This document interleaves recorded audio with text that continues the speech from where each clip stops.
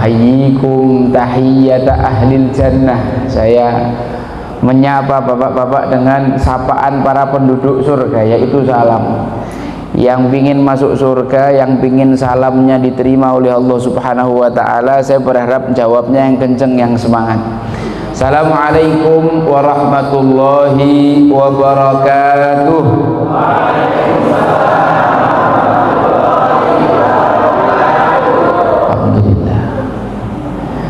Alhamdulillahi wa kafa wa nusalli wa nusallim ala sayyidina wa nabina al-mustafa Muhammadin wa ala alihi wa sahbihi ahlas sidqi wal wafa. Fa inni usini wa iyyakum bitaqwallah faqad faza man ittaqa. Wa qala ta'ala wa tazawwadu fa inna khairaz zadit taqwa. Sa'adatal qurama asatidatinal a'izza, yang kami hormati, yang kami muliakan, para asatid, para guru, para alim yang mungkin jauh lebih alim daripada yang di depan, tapi dengan tawadhu hadir duduk di majelis ini. Kemudian jajaran pengurus takmir dan juga panitia yang menyelenggarakan acara Maulid Nabi, walaupun kita sudah tidak di bulan Maulid, tapi tidak apa-apa. Jamaah yang dirahmati Allah Subhanahu wa ta'ala, kita tahu seorang paman Nabi yang pertama kali menentang dakwah Nabi dan istiqomah memusuhi Nabi, bukan cuma sendiri, dia bersinergi, berkolaborasi dengan istrinya untuk memusuhi dan menyakiti Nabi, sampai-sampai namanya disebut Allah Subhanahu wa ta'ala di dalam Al-Quran sebagai pasangan yang dijamin masuk neraka tanpa hisab.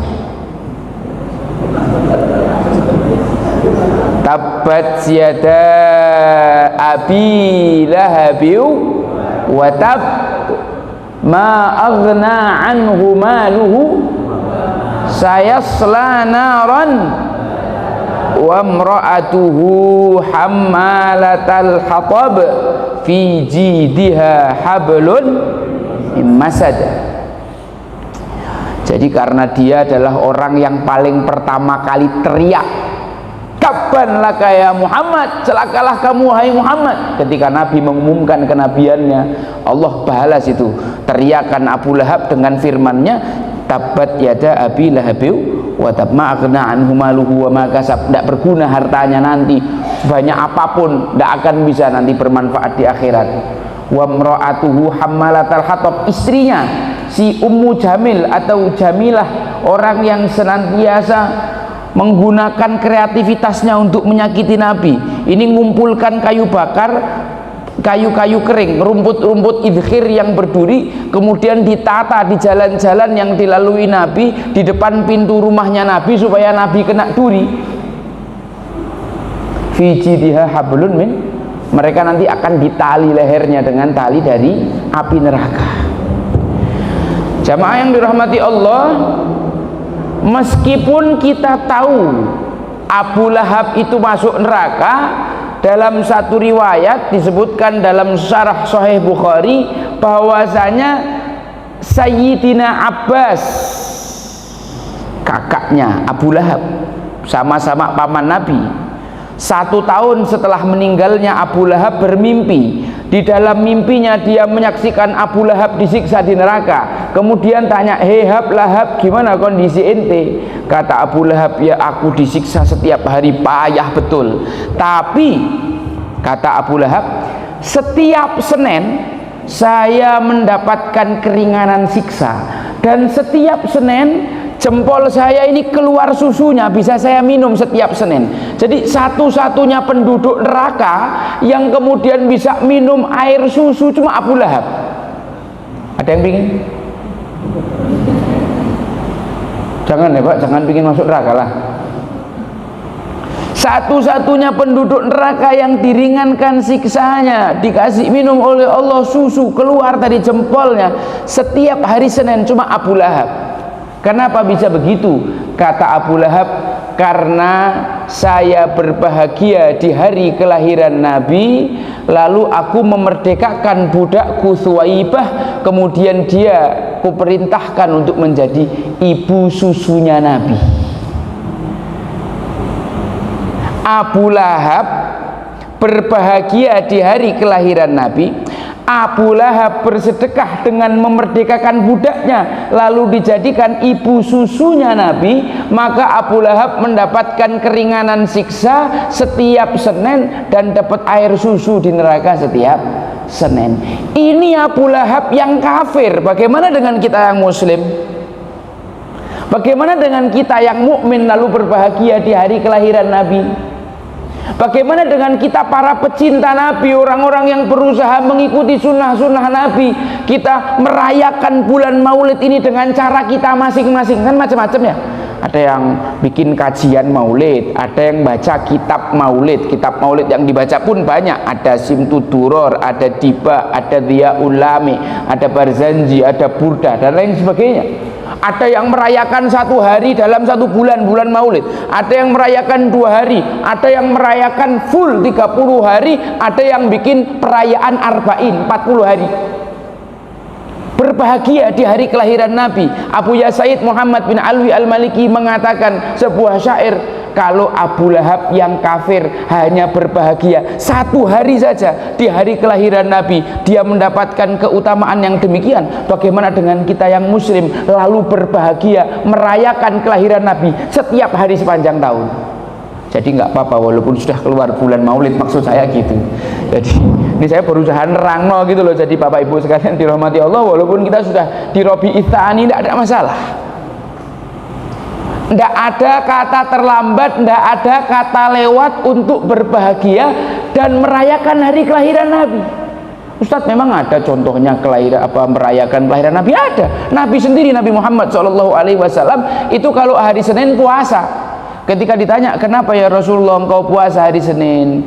Karena hari itu, hari Senin adalah hari aku dilahirkan. Jadi Nabi merayakan ulang tahunnya, merayakan hari kelahirannya dengan cara melakukan amal soleh, yaitu siam. Semoga kita termasuk orang-orang yang nanti mendapatkan syafaat dari Nabi Muhammad dan mendapatkan karunia dari Allah Subhanahu wa taala, karena kita semua ini yang duduk di sini adalah orang-orang yang hatinya berbahagia atas kelahiran dan diutusnya Nabi Muhammad sallallahu alaihi wasallam. Sholawat dan salam kita haturkan kepada uswah hasanah kita baginda Nabi Muhammad yang berbahagia dan merayakan kelahiran beliau itu adalah perintah Allah di dalam Al-Quran. Allah Subhanahu wa ta'ala berfirman, "Qul bifadlillahi wa birahmatihi fabidzalika falyafrahu huwa khairum mimma yajma'un." Qul, katakanlah wahai Muhammad, bifadlillah, atas fadilah yang Allah berikan, wa birahmatihi, atas rahmatnya, fabidzalika falyafrahu, hendaklah dengan itu semua fadilah dan rahmat tadi kaum muslimin berbahagia, kaum muslimin bersukacita, kaum muslimin bergembira. Huwa khairum mimma yajma'un, karena kebahagiaan itu lebih baik daripada harta yang dikumpulkan oleh orang-orang kafir. Di dalam tafsir Al-Baghawi disebutkan fadlillah itu maksudnya Al-Quran, rahmatihi maksudnya as-sunnah. Dikatakan juga salah satu tafsirannya fadlullah itu Islam, rahmatuhu iman.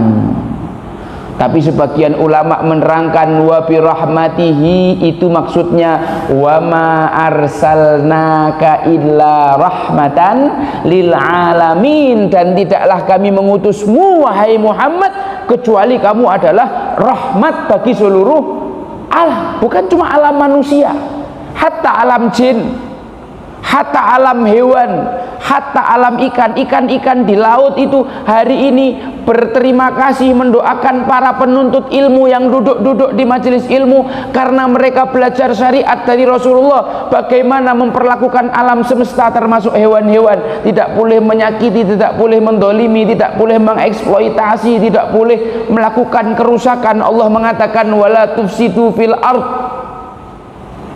Maka hewan-hewan itu pun berterima kasih kepada kita, para pengikutnya Nabi Muhammad yang mempelajari sunnah-sunnahnya Nabi Muhammad. Bukankah kalau tanpa Nabi Muhammad kita tidak tahu Islam? Bukankah kalau tanpa Nabi Muhammad kita tidak tahu iman? Bukankah kalau tidak tanpa Nabi Muhammad kita tidak ngerti Al-Quran dan Sunnah? Maka sesungguhnya nikmat terbesar yang Allah berikan kepada manusia adalah Nabi Muhammad Sallallahu Alaihi Wasallam.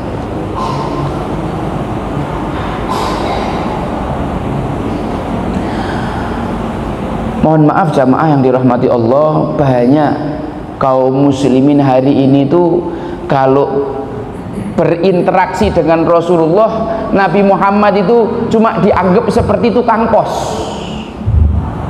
Mohon maaf nggih bapak-bapak, ibu-ibu nggih. Ini Nabi Muhammad hari ini banyak dianggap oleh kaum muslimin cuma seperti tukang pos atau tukang antar paket. Gimana itu Ustadz? Ibu-ibu itu kan kalau misalkan lagi suatu hari tidak enak, bad mood gitu ya, tiba-tiba dengar suara paket gitu.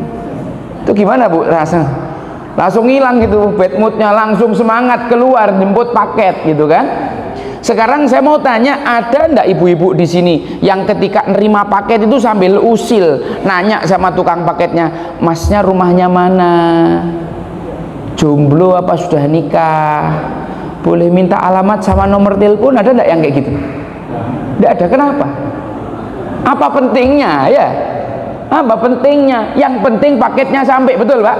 Yang penting sudah foto tanda tangan selesai. Apa masalahnya nih kok mintanya status yang nganter paket? Kadang-kadang kita juga gitu. Kita ini mempelajari Al-Quran, mempelajari sunnah, tapi kita nganggep Nabi Muhammad cuma seperti tukang paket, lewat gitu aja. Nggak ada yang serius untuk mempelajari sunnah, mempelajari sirah Nabi Muhammad Sallallahu Alaihi Wasallam.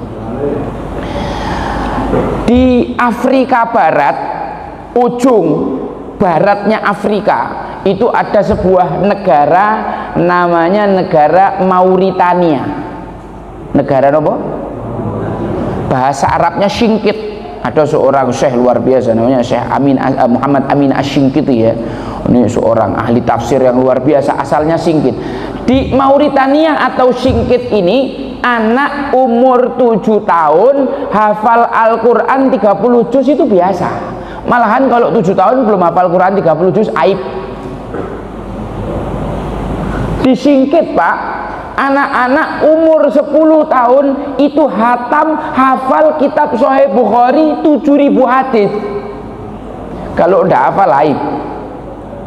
Kalau kita ini kan ngapal no hadis arba'in 40 gitu, hadis kelima hafal, yang kedua bubar sudah, panjang soalnya. Nah itu bedanya kita sama mereka. Yang menarik begini, saya pernah dengar cerita dari seorang ustadz yang ketemu sama syekh di sana.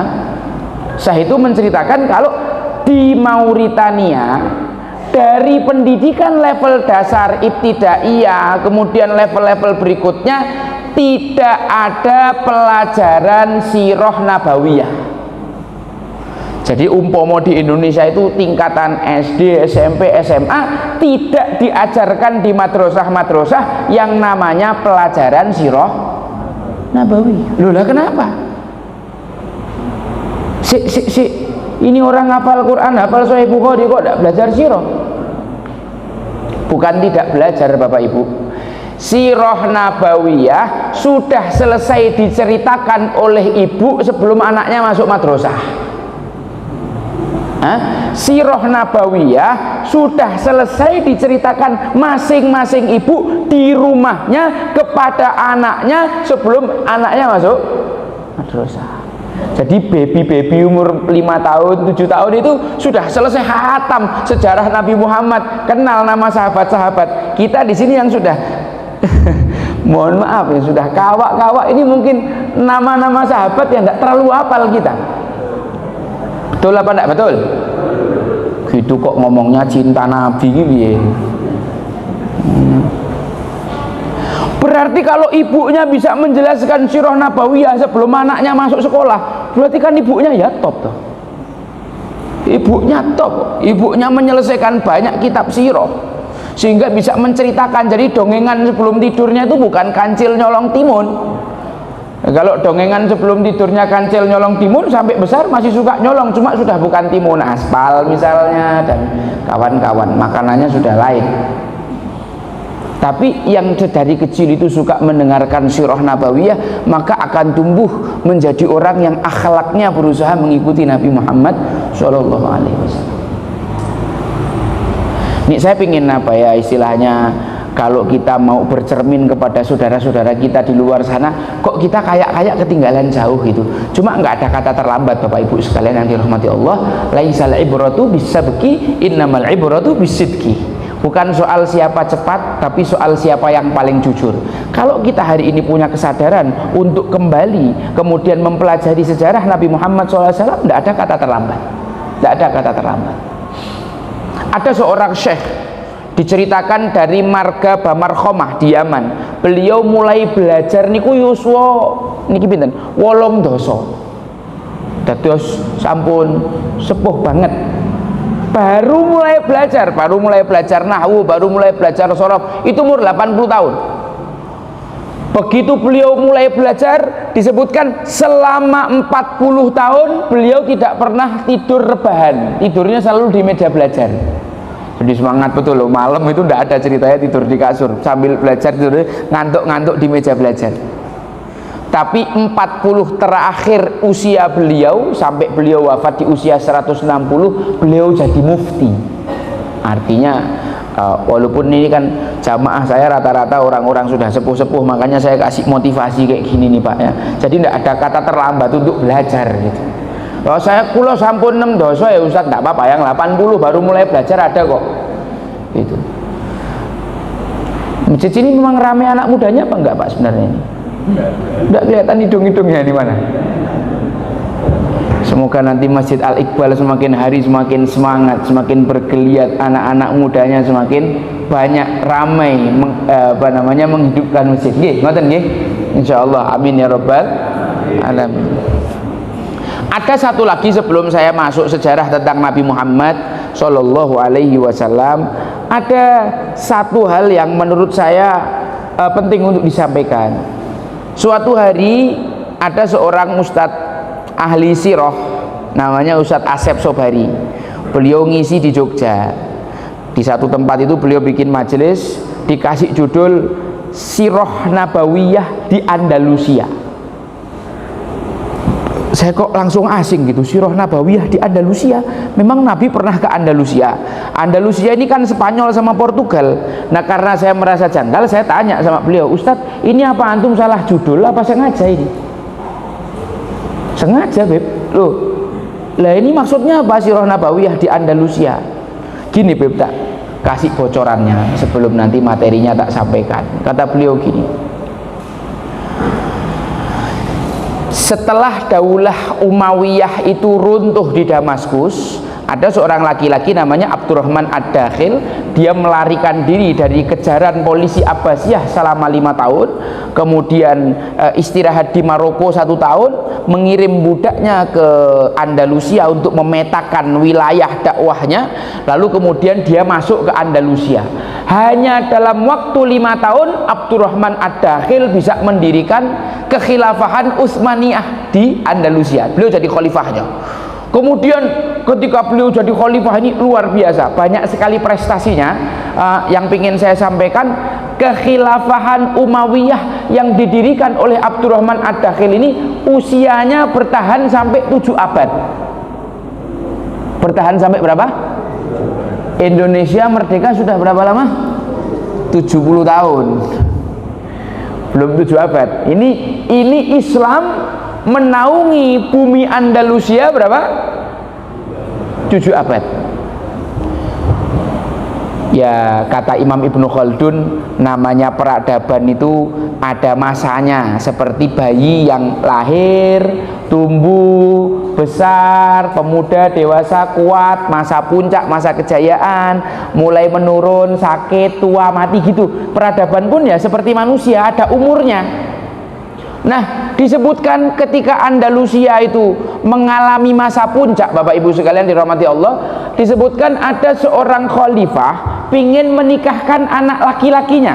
Kemudian dia membuat pengumuman bagi masyarakat Andalusia yang punya anak perempuan hafal Quran 30 juz, menguasai fikih madhab Maliki, nanti malam nyalakan lilin di jendela rumah. Ini di masa kejayaan Andalusia. Siapapun warga yang punya anak perempuan hafal Quran 30 juz, menguasai fikih madhab Maliki, nanti malam nyalakan lilin di rumah. Ketika khalifah keluar malam hari, kaget, ternyata Andalusia menyala, semua rumah ada lilinnya. Ini Al-Iqbal ini namanya masjid daerah apa ini? Hah? Banguntapan. Ini kalau pengumumannya diumumkan di Banguntapan, yang punya anak perempuan hafal Quran 30 juz, menguasai madhab Syafi'i, itu kira-kira yang nyala lilin berapa ini?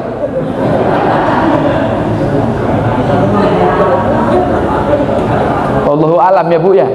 Mati semua peteng rumahnya. Loh, menguasai madhab itu kan tidak sesederhana membaca buku tipis dari madhab tersebut. Bahkan kita yang di umur sekarang aja ada yang masih belum menyelesaikan satu kitab paling tipis sekalipun dari satu madhab. Ini kan kalau anak perempuan menguasai madhab Maliki ya sangar namanya. Dan sebanyak itu berarti luar biasa. Itu masa puncaknya. Nah, ketika Andalusia mengalami penurunan, kondisi Andalusia hari itu jauh lebih parah daripada Indonesia hari ini. Pemerintahnya korupsi, zina, minum khamr, bahkan khamr itu di istana kekhilafahan. Kaum muslimin yang awalnya diperintah satu khalifah itu terpecah menjadi 21 pemimpin kerajaan-kerajaan Islam yang kecil-kecil. Kemudian kerajaan tadi satu sama lain saling berperang dan membunuh saudara muslimnya. Bukan cuma itu, mereka tidak segan-segan minta bantuan orang kafir untuk menghajar saudaranya sendiri. Jadi Indonesia ini ya masih belum terlalu kayak gitulah kondisinya. Paling perang dingin di sosmed aja, saling serang. Ustadz ini diserang sama grupnya Ustadz Sono nyerang apa ini? Masuk ada orang alim diserang sama orang bahlul di sosmed. Tapi Andalusia waktu itu sangat parah. Menurut para analis, ini harusnya imperium ini sudah runtuh harusnya. Tapi subhanallah, keruntuhan Andalusia bisa direm, bisa ditahan sampai 2 abad lebih, 250 tahun. Direm, laju kehancurannya itu direm. Pertanyaan saya, dengan apa Ustadz ngeremnya? Kok bisa peradaban yang sudah carut marut kayak gitu kok bisa bertahan 250 tahun? Kata Ustadz, memang pemerintahannya sudah rusak, tapi di masyarakat masih banyak sekali ulama-ulama yang mukhlis, ulama-ulama yang jujur, ulama-ulama waktu itu sedang aktif-aktifnya menulis buku tentang sirah nabawiyah. Karena para ulama tahu cara untuk menyelesaikan problematika yang ada hari ini adalah dengan menghadirkan sosok Nabi Muhammad Sallallahu Alaihi Wasallam di hati setiap kaum muslimin.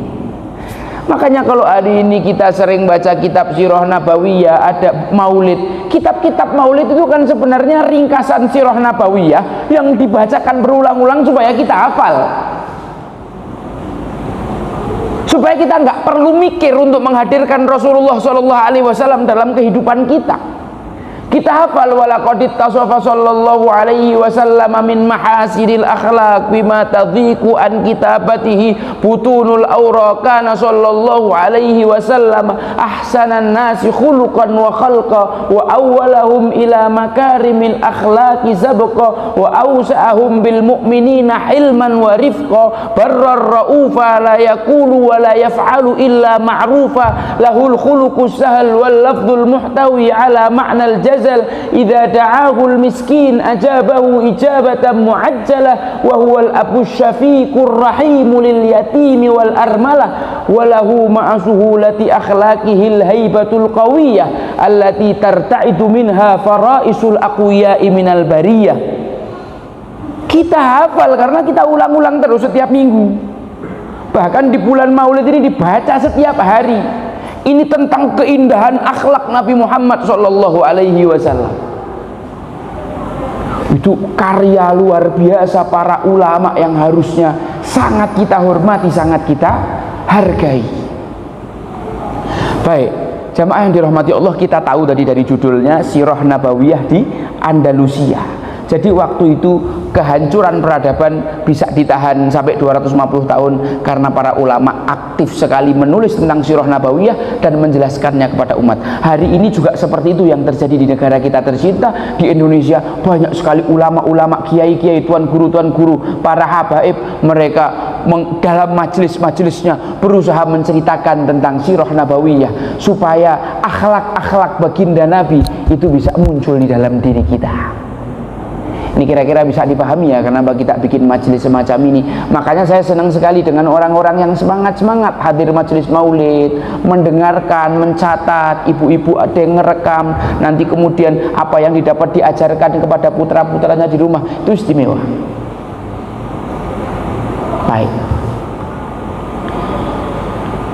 Hari paling indah di kota Madinah adalah hari kedatangan Nabi Muhammad sallallahu alaihi wasallam.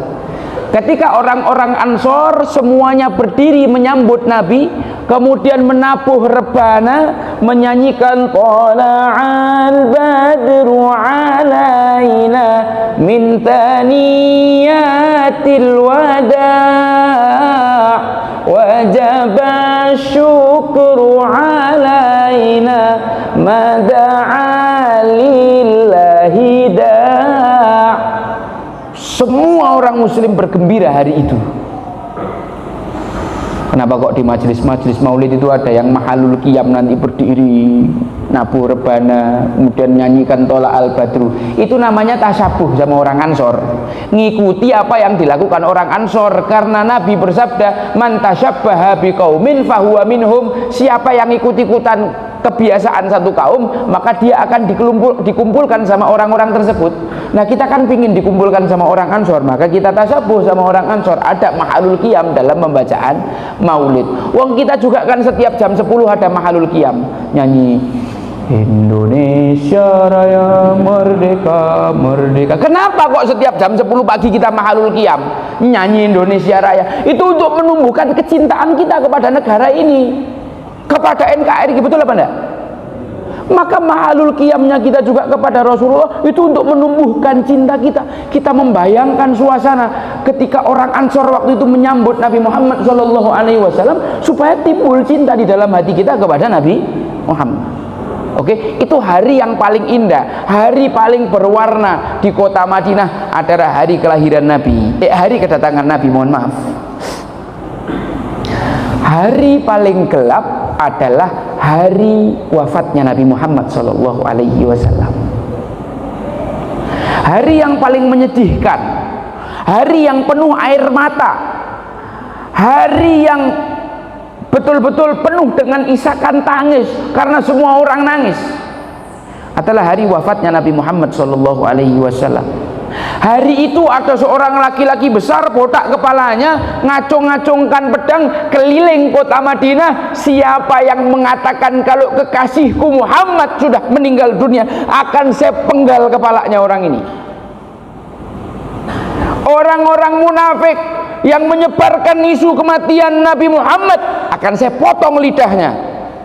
Nabi Muhammad tidak mati. Nabi Muhammad cuma bertemu Allah 40 hari seperti Nabi Musa.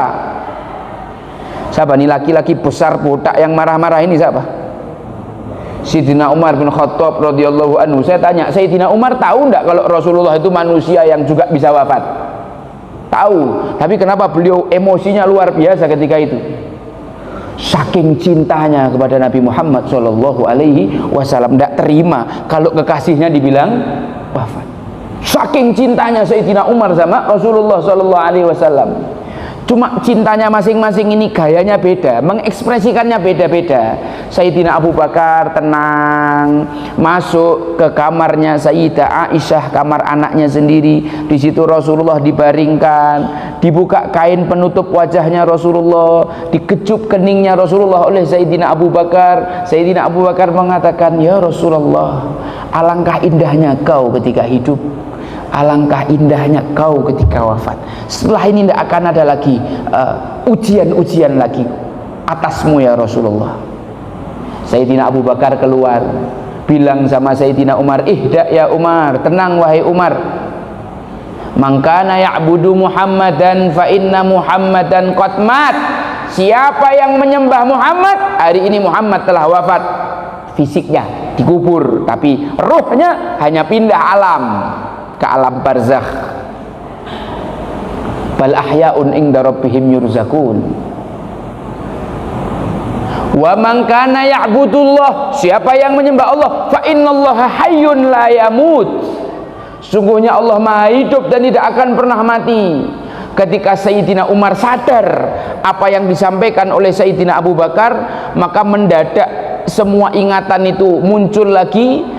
Tulangnya itu bergetar kayak dilolosi satu-satu. Sayyidina Umar ambruk, jatuh, lalu menangis sejadi-jadinya seperti seorang anak yang kehilangan mainannya, saking cintanya kepada Rasulullah sallallahu alaihi wasallam. Sayyidina Bilal bin Rabah, seorang sahabat Nabi yang lain, setelah jasad Nabi dikuburkan, Sayyidina Bilal mendatangi Sayyidina Abu Bakar Siddiq, khalifah yang menggantikan Nabi. "Ya Sayyidina Abu Bakar, ana mau minta izin." "Izin apa?" "Ana mau hijrah dari Madinah." "Loh gimana toh kok hijrah dari Madinah maksudnya?" "Ana ndak kuat hidup di Madinah. Ana ndak tahan tinggal di kota Madinah." "Lah kenapa?" "Setiap sudut kota Madinah itu penuh dengan memori tentang Rasulullah Shallallahu Alaihi Wasallam.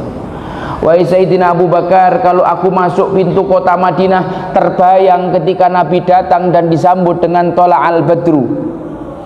Ketika aku berhenti di tempat ini, teringat dulu ontanya beliau menderum, lalu beliau diperintahkan Allah untuk tinggal di rumahnya Sayyidina Abu Ayyub. Di tempat ini dulu Rasulullah bermain dengan Anas bin Malik. Di sini dulu beliau pernah kuda-kudaan sama Sayyidina Hasan dan Husain. Dulu di sini Rasulullah pernah menghibur sahabat Abu Umair ketika burungnya mati. Ya Abu Umair, madza fa'alan Nughair. Di tempat ini, di gang ini dulu Rasulullah pernah jalan malam bersama Sayyidah Sofiyah. Ketika masuk masjid, di tiang ini dulu Rasulullah pernah bersandar membaca Al-Quran.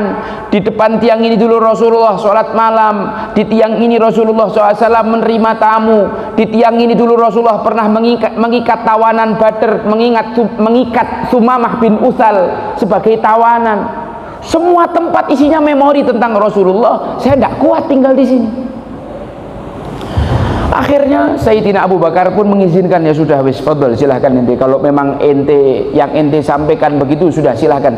Antum hijrah sana, tidak apa-apa." Sayyidina Bilal hijrah bersama keluarganya, tinggal di bumi Syam. Baru berapa bulan, suatu malam Sayyidina Bilal tidur, dalam tidurnya beliau mimpi ketemu Rasulullah Shallallahu Alaihi Wasallam. Siapa yang bermimpi ketemu Rasulullah, maka dia telah bermimpi ketemu Rasulullah yang sebenarnya. Siapa yang melihat Rasulullah dalam mimpi, maka dia akan melihat Rasulullah dalam keadaan terjaga. Karena setan tidak bisa menyerupai Rasulullah Shallallahu Alaihi Wasallam. Sayangnya mata yang sering dipakai buat maksiat akan sulit sekali mimpi ketemu Rasul. Di dalam mimpinya Rasulullah mengatakan kepada Sayyidina Bilal, "Wahai Bilal, kealpaan semacam apa ini, kok sudah lama kamu tidak mengunjungi saya? Maka bangun tidur Sayyidina Bilal nangis sejadi-jadinya. Istrinya kok heran, baru pertama kali ngelihat suaminya nangis begitu. Ditanya, ada masalah apa kamu wahai suamiku? Tadi malam saya ditegur sama Rasulullah, kok lama tidak mengunjungi? Berangkat ke Madinah suamiku, akan aku siapkan kendaraan dan perbekalannya. Maka Sayyidina Bilal berangkat. Biasanya perjalanan dari Syam ke Madinah itu paling tidak 1 bulan Pak, tapi saking semangatnya, saking cintanya, saking rindunya, saking kangennya, Sayyidina Bilal tidak banyak istirahat, maka baru 3 minggu sudah dekat kota Madinah. Ketika Sayyidina Bilal mau masuk kota Madinah, belum masuk pun sudah beliau perlinangan air mata. Terbayang peristiwa ketika Nabi datang ke kota Madinah disambut oleh seluruh kaum muslimin. Terbayang memori itu, beliau pun nangis. Mungkin bapak-bapak sebagian yang sudah berangkat ke sana pernah ngalami ya, ketika kita di bis Masjid Nabawi masih jauh, tapi kita sudah ngelihat lampunya, ngelihat payung-payungnya, tidak kita atur, tapi air mata itu sudah keluar tanpa bisa kita tahan. Apalagi kemudian kita masuk gerbang Masjid Nabawi, mungkin kita sampai lupa baca Allahumma ftahli abwaaba rahmatik, yang kita baca assalamu alayka ya Rasulullah, assalamu alayka ya Nabiyallah, assalamu alayka ya sahbatullah. Apalagi kita masuk babus salam, tertunduk kepala kita, khusyuk kita, hati ini pecah berantakan, berkeping-keping, karena kita bakal sedekat itu dengan Rasulullah Shallallahu Alaihi Wasallam. Mohon maaf, hari ini banyak orang-orang yang dicabut kekhusyuan di dalam hatinya, tidak punya rasa rindu sama sekali dengan Rasulullah. Jadi ketika dia lewat di depan makamnya Nabi malah selfie, hai guys, ini aku sedang di depan makamnya Nabi nih, gitu. Tidak ada khusyuknya, tidak ada hormatnya. Coba ini misalkan bapak takmir orang terhormat, terus saya jalan gini, kira-kira ini sopan apa enggak? Sopan apa enggak? Tidak sopan. Ini orang belajar adabnya sama siapa ini? Gurunya kok kayak gitu? Gurunya siapa? TikTok? Wah, repot sudah. Ustaz Adam? Oh enggak lah, insyaallah Ustaz Adam masuk ngajari gitu.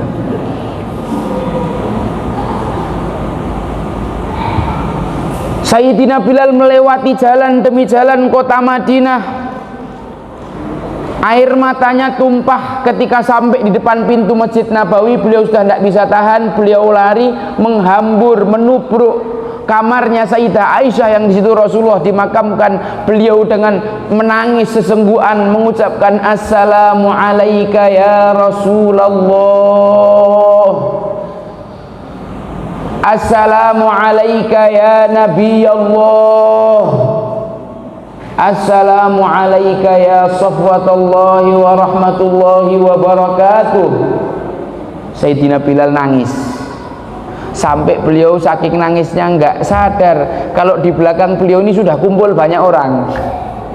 Ada Sayyidina Abu Bakar, ada Sayyidina Umar. Ini kok janur gunung orang ini datang. Ditanya, kok tumben sekali antum datang ke sini wahai Bilal, ada apa? Sayyidina Bilal bilang, tadi malam saya ditegur oleh Rasulullah, lama saya tidak mengunjungi beliau, maka saya datang ke sini. Oh, masya Allah, ahlan, dipeluk Sayyidina Bilal. Sayang, para sahabat sama Sayyidina Bilal itu sayang. Apalagi Sayyidina Abu Bakar yang memerdekakan beliau, paling sayang. Bilal ini kan sudah masuk waktu sholat, bu antum adzan. Ah, enggak. Ayolah, sekali-kali kita rindu ini, pingin memunculkan kembali memori ketika Rasulullah masih hidup. Kalau antum adzan kan insya Allah kita jadi ingat. Enggak. Sayyidina Umar, ayolah Bilal, sekali aja. Enggak. Anak enggak kuat. Tiba-tiba Sayyidina Bilal ditepuk tangan kecil dari belakang. Ayolah paman, sekali saja adzan. Kami rindu dengan suasana ketika kakeknya kami masih hidup. Sayyidina Bilal ketika nengok ke belakang tambah nangis lagi. Di belakang ini ada 2 orang anak kecil. cucunya Rasulullah, yang satu wajahnya mirip betul dengan Rasulullah, namanya Sayyidina Husain, yang satu mirip betul postur tubuhnya dengan Rasulullah, Sayyidina Hasan. Sayyidina Bilal mengatakan, kalau kalian yang minta, tidak mungkinlah paman tolak. Kalian ini cucunya kekasih paman, jadi tidak mungkinlah paman tolak permintaan kalian tuh. Siap, azan, jalan Sayyidina Bilal. Melewati kamar Nabi, beliau berhenti mau ketuk pintu. Ketika tangan sudah hampir sampai, astagfirullahaladzim, lupa kalau Rasulullah sudah meninggal. Karena kebiasaannya Sayyidina Bilal kalau mau azan, melewati kamarnya Nabi, ketuk pintu dulu. As-shalah ya Rasulullah, ya Rasulullah, ayo sholat. Nanti kalau Rasulullah sudah jawab, dibukakan pintunya, baru Sayyidina Bilal lanjut naik ke menara.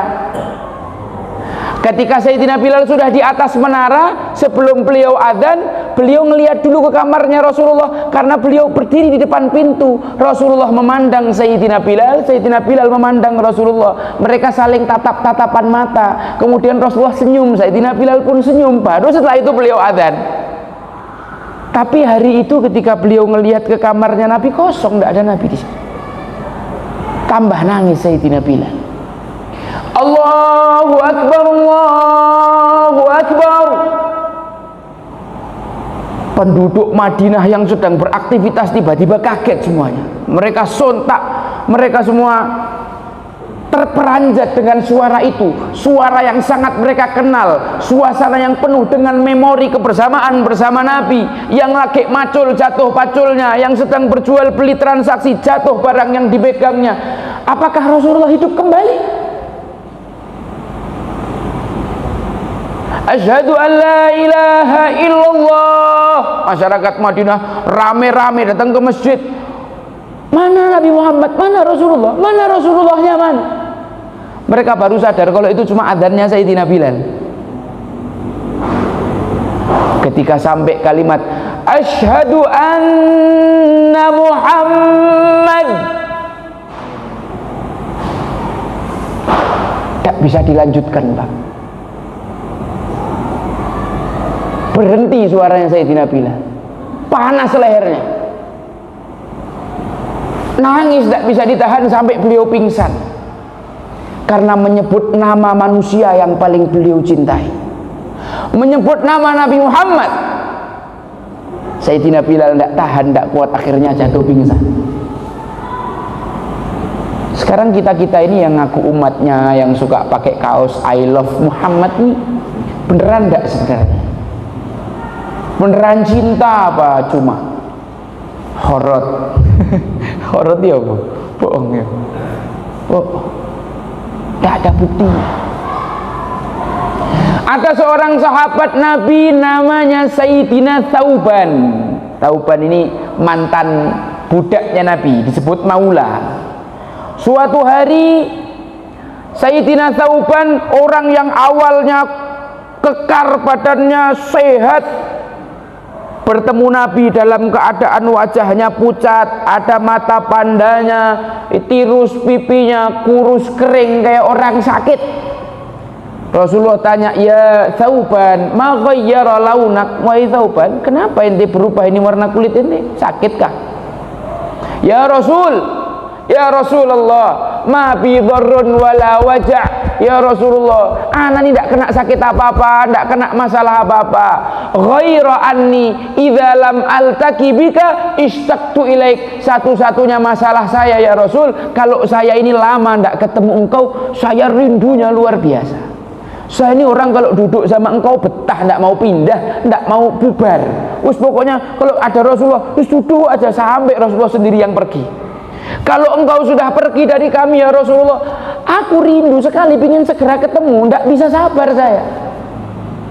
Terus suatu hari saya mikir ya Rasulullah, ini di dunia tidak bertemu dengan engkau aja repot betul rasanya.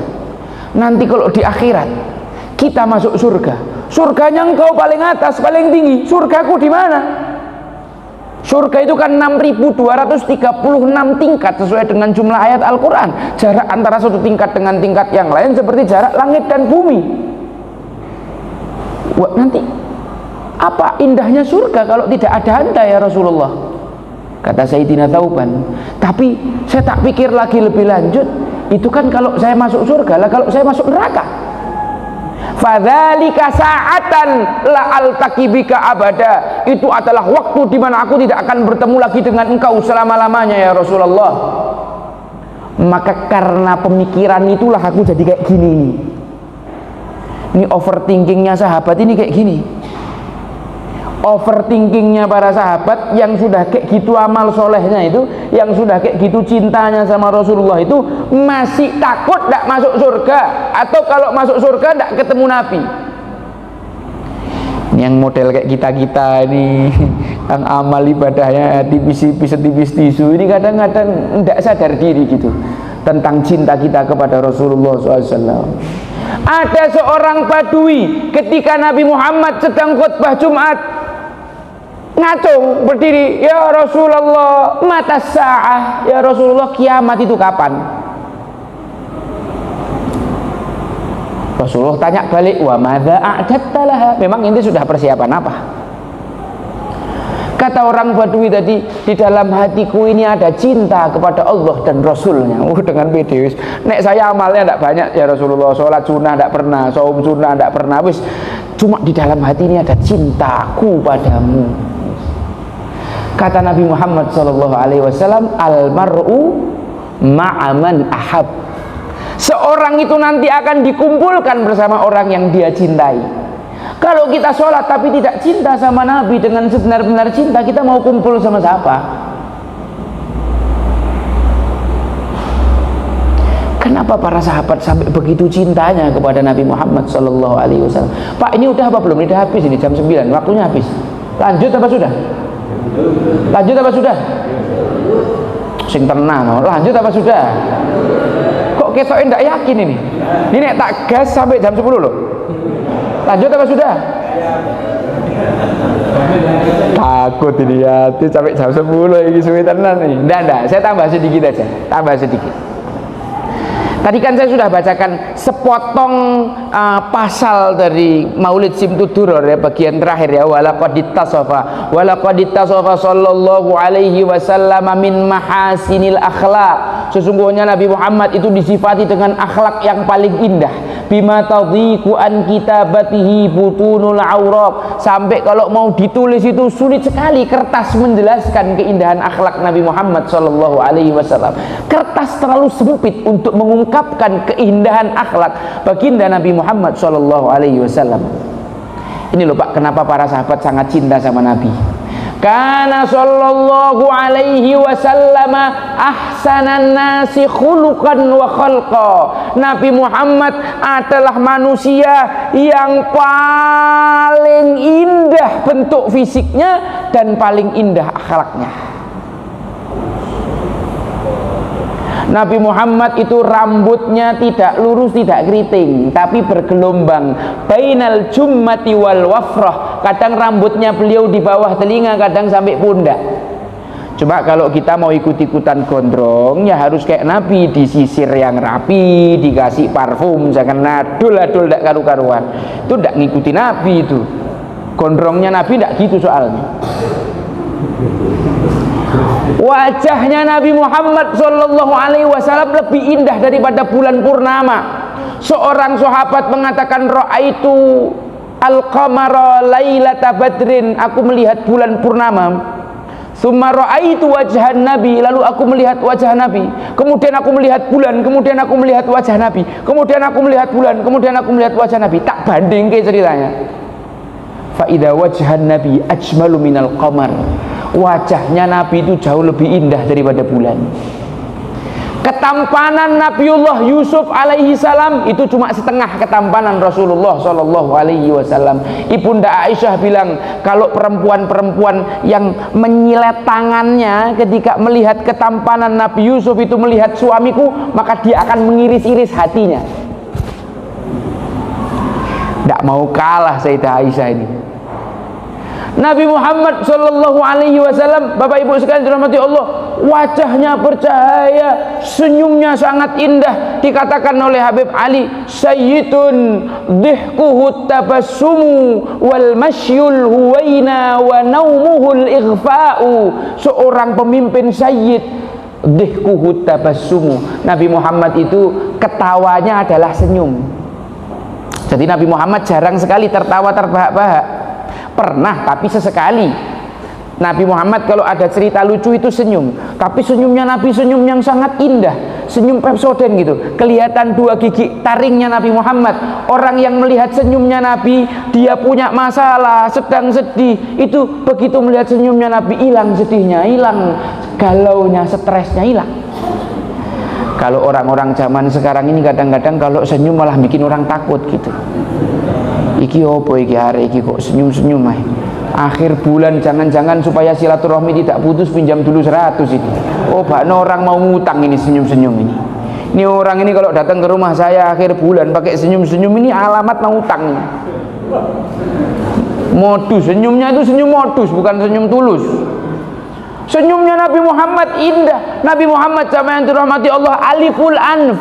Hidungnya itu kayak huruf alif, mancung yang betul-betul indah, ndak yang terlalu panjang banget sampai kalau mau minum ketatap gelasnya gitu ya, ndak. Bukan juga yang mancung ke dalam, tapi mancungnya indah hidungnya Rasulullah. Mimul fam, bibirnya Rasulullah SAW sangat indah, ndak yang terlalu tipis tapi ndak juga yang tebal sampai mukanya penuh bibir ya, ndak. Alisnya Nabi Muhammad seperti huruf nun terbalik, sempurna sekali. Jenggotnya hitam lebat, panjangnya seukuran genggaman tangan. Ada orang bilang, Ustadz tadi malam saya mimpi ketemu Rasulullah. Oh ya? Iya Ustadz, Rasulullah tinggi besar 3 meter, jenggotnya putih. Itu setan bukan Rasulullah. Lah ini orang tidak pernah baca Syama'il Muhammadiyah. Nabi Muhammad tidak ada jenggotnya putih, jenggotnya hitam, cuma ada ubannya 20 helai.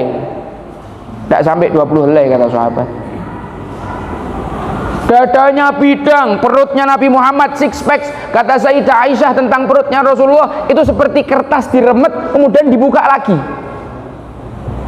jelas garis-garisnya itu. Nah, kalau kita kan one pack, bunder gitu toh. Nabi Muhammad kuat, satu malam menggilir 9 istri. Kalau kita satu aja udah habis itu.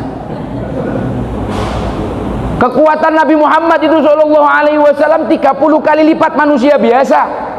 Ketika ada pegulat yang paling sangar di kalangan orang Quraisy namanya Rukanah ngajak gelut sama Nabi Muhammad, sekali banting langsung jatuh orang itu.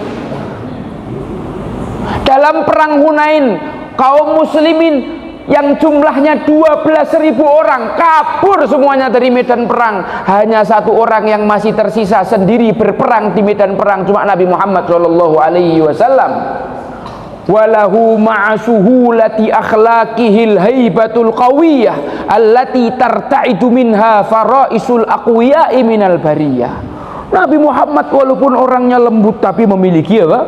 Wibawa yang sangat luar biasa. Karena Nabi SAW ahsanan nasi khuluqan wa khalqa, akhlaknya paling bagus. Ada seorang pedalaman mendatangi Nabi, mencekik Nabi dengan ridaknya ditarik sampai wajahnya Rasulullah merah. Kemudian dia mengatakan, bersedekahlah kepadaku wahai Muhammad. Ini kalau kita yang kayak gitukan sama pengemis gimana Pak? Kalau saya sudah saksikut orangnya itu. Nabi Muhammad SAW bahkan ketika para sahabatnya narik pedang untuk bunuh orang kurang ajar itu, Nabi Muhammad bilang, turunkan pedang kalian, kau jangan nakut-nakuti dia, turunkan dulu nih, lepaskan dulu. Digandeng orang yang tadi minta sambil caranya kayak gitu tuh, digandeng sama Rasulullah, diajak naik ke sebuah bukit. Di lembahnya itu warnanya putih penuh dengan kambing. Kata Nabi, itu kambing saya semua, kau silahkan bawa pulang itu semua kambing buat kau dan kaummu. Bukan suruh ngambil 10 Pak, bukan suruh ngambil 100, bawaan semua. Ini kalau kita bisa nggak sih Pak kayak gitu Pak? Ada pengemis datang baik-baik aja kita sentak. Ngemis saya, enam kok ngemis. Padahal Allah berfirman, wa ammas sa'ila fala tanhar. Pengemis tak boleh kayak gitu kan. Wa ammas sa'ila fala tanhar. wa awwalahum ila makarimil akhlaqi sabqa. Nabi adalah orang yang paling baik akhlaknya ketika beliau pulang dari gua Jabal Nur, turun dari gua Hira.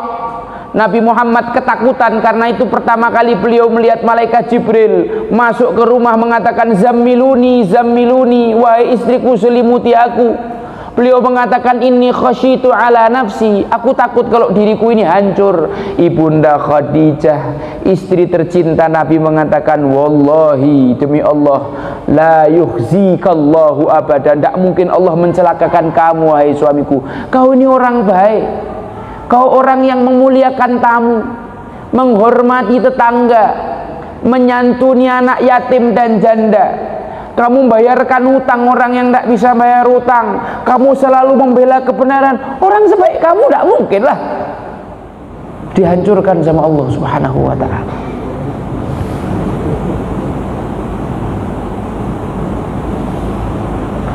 Wa awsa'ahum bil mu'minina hilman wa rifqa. Nabi Muhammad punya budak namanya Anas bin Malik. Suatu hari suruh beli gula karena masih kecil, di tengah jalan ketemu teman-temannya.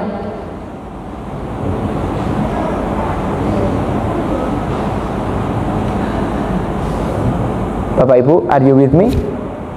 Masih? Dikit lagi insyaallah. Sayyidina Anas bin Malik ketemu sama teman-temannya, akhirnya tidak sadar malah mainan, lupa melaksanakan perintah Rasulullah. Apakah Rasulullah marah? Apakah Rasulullah marah? Loh. Oh, ada tim hadro, Masya Allah, ahlan wa sahlan.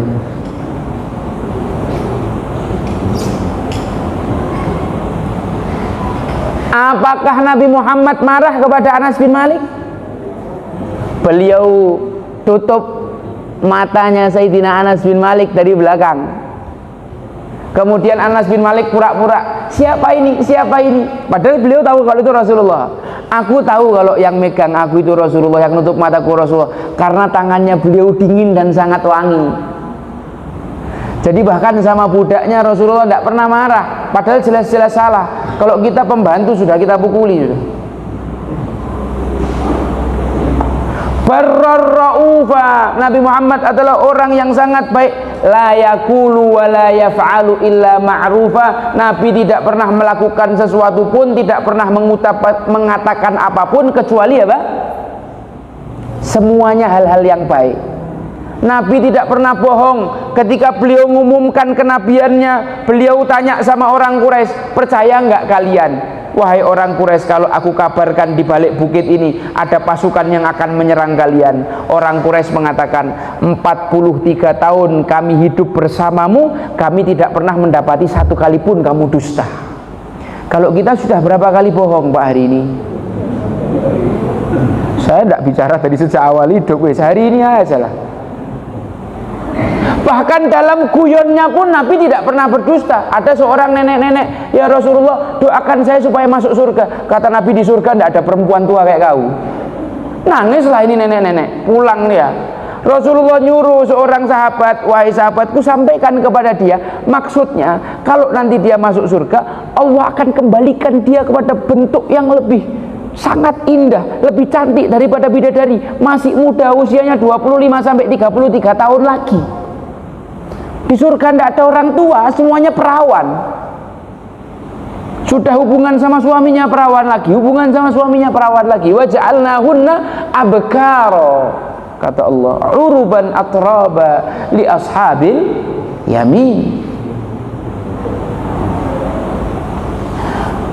Penutup, idza da'ahul miskin ajabahu ijabatan muajjalah. Nabi Muhammad kalau diundang oleh orang miskin akan datang dengan segera.